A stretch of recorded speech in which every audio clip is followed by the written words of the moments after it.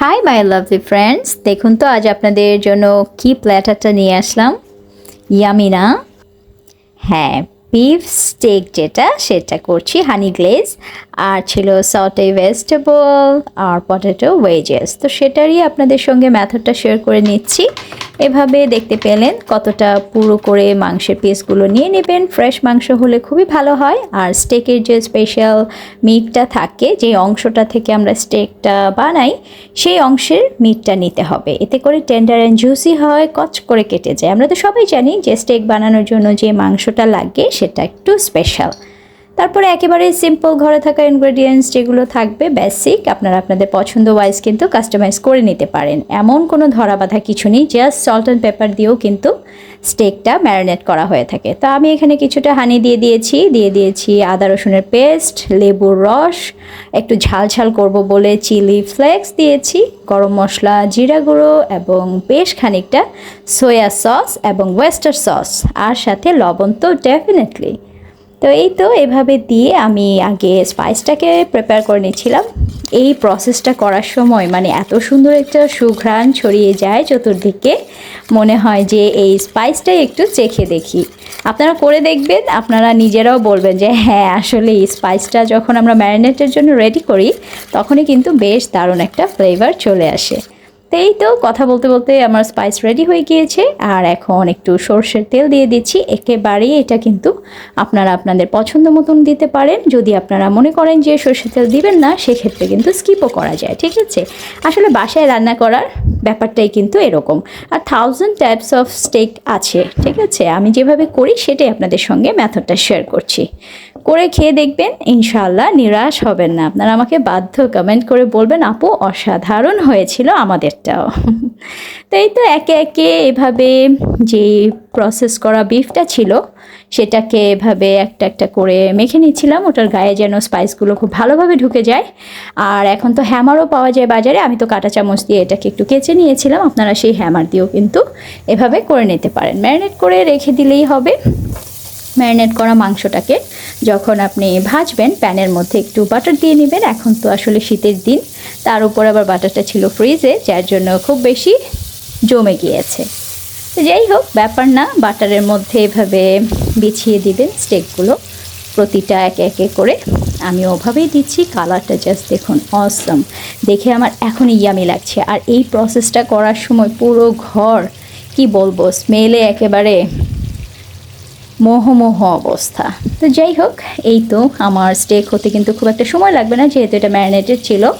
আর স্টেকের মাংসগুলো একটু স্পেশাল টাইপের হয়ে থাকে, তো সো এটা আপনার সেদ্ধ হওয়ার ওরকম মানে কোনো প্যারা নেই, হয়ে যায় আপনি যেরকম খেতে চান। অনেকে তো মিডিয়াম খায়, রেয়ার খায়, আমরা অবশ্য একেবারে ওয়েলডানটাই প্রেফার করি, তাই আমি ওভাবে ভেজে নিব। এক পিঠ পুরোপুরি হয়ে যাওয়া পর্যন্ত অপেক্ষা করবেন। এক পিঠ যখন দেখবেন পুরোপুরি হয়ে গিয়েছে, সেক্ষেত্রে এভাবে আবার উল্টে দিবেন, বারবার উল্টানোর কোনো প্রয়োজন নেই। আর তারা এটা হচ্ছে আমার ফুল ডিশের শো স্টপার যেটাকে বলে আর কি। এই মাশরুমগুলো এত ফেভারিট আমাদের পরিবারের সবার, কি বলবো। যখন ফ্রেশলি পাই তখন তো মনে হয় ঈদের খুশি লেগে যায়, আর যখন ফ্রেশলি না পাই তখন ক্যান দিয়েও কিন্তু আমরা কাজটা সেরে নিই। এটা খুবই মজা, খুবই হেলদি।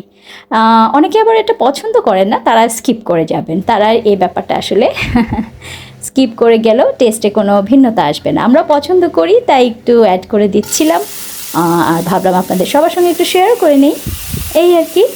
তো সটে ভেজিটেবল করতে খুব একটা সময় লাগে না, আমরা জানি। শীতের যে যেই সবজিগুলো আপনাদের প্রেফারেবল থাকবে, মানে আপনারা যেগুলো লাইক করেন, আপনার ফ্যামিলি যেটা পছন্দ করে, সেই টাইপের সবজিগুলো নিলেই হবে। আমিও নিয়েছিলাম স্প্রিং অনিয়নটা নিয়েছিলাম, সাথে ফ্রেশ মাশরুম ছিল, আর ফুলকপি, গাজর, এই তো সিম্পল, খুবই সিম্পল। তো এই মাশরুমগুলোকে আগে দিয়ে দিয়েছি।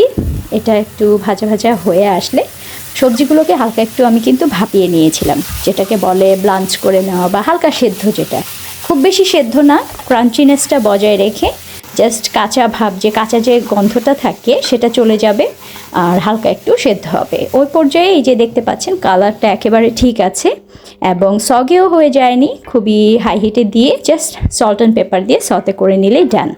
এই তো হয়ে গিয়েছে। যার যার প্লেটে যার যার পোর্শন অনুযায়ী দিয়ে দেওয়া হচ্ছে। সল্টি ভেজিটেবলটা কিন্তু সিম্পল ইনগ্রেডিয়েন্টস দিয়ে হলেও খেতে দারুণ মজা লাগে, তাই না? আর এই তো হলো আমার চিজ সসটা। এখানে যদি আমি চিজ সসের রেসিপিও বলতে যাই, সেক্ষেত্রে দেখা যাবে রেসিপিটা অনেক বেশি বড় হয়ে যাবে, তাই আমি চিজ সসের রেসিপিটা এখানে বলছি না।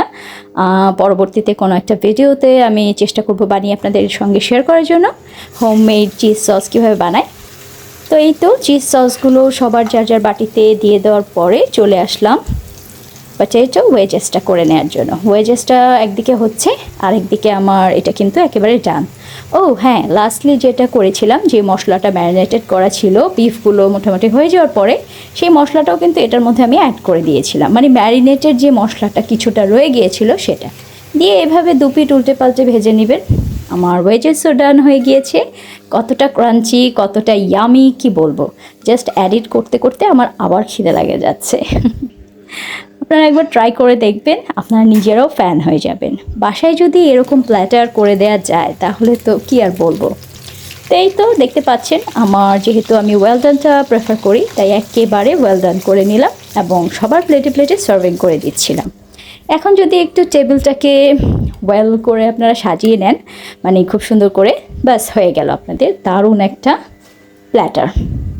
আর উপর থেকে দিয়ে দিবেন এভাবে কিছুটা গরম গরম বাটার, যেটাতে আপনি ফ্রাই করেছেন আর কি, সেই বাটারটুকুই। ওফ কি বলবো, এত ইয়ামি, কি বলবো। আপনারা আসলে একবার ট্রাই করে দেখবেন, আপনারাও নিশ্চয়ই আমার সঙ্গে একেবারে একমত হবেন।